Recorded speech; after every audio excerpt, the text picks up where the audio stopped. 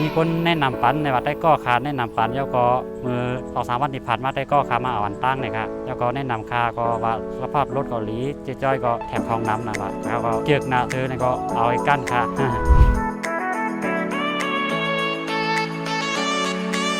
วันนี้เจ๊ก็มาส่งรถลูกค้าฝนตกหนักมากแต่ก็มาค่ะลูกค้าตั้งใจรอมากเลยค่ะ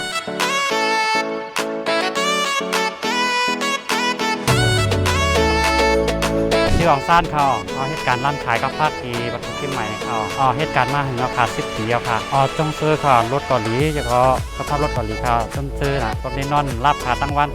นอนไปรถค่ะมีคนแนะนำพันก็ได้ก็ค่ะมันแนะนำปันในว่าสีสภาพรถเกาหลีในว่าแล้วก็ได้ก็ขามาเสื้อตั้งแล้วก็แนะนำค่าเสื้อตีราคาว่าตัดจีจอยหลีนะคะเนาะของแถมก็มีน้ำจีจอยก็ใจหลีอีกซ่านได้ซุกซากค่ะอีกซ่านได้ก็ง่ายนะครับฝากถึงพี่น้องใต้เขาดังเสพว่าใครรถก็มาด้วยนะครับรถก็มีตั้งน้ำรถสภาพหลีทั้งนั้นครับของแถมก็มีน้ำนะครับเจ้าของก็หลีใจหลีนะครับก็ได้ก็เขาขลายรถก็มาด้วยไหลค่ะรัดจีจอยในหลีครับจีจอยมี3 สาขาเนาะสาขา1อยู่ที่เมโจ้ค่ะสาขา2อยู่ที่วัดปูมานครับสาขา3อยู่ที่พุนเวงหางดงค่ะจีจอยจัดปันค่ะ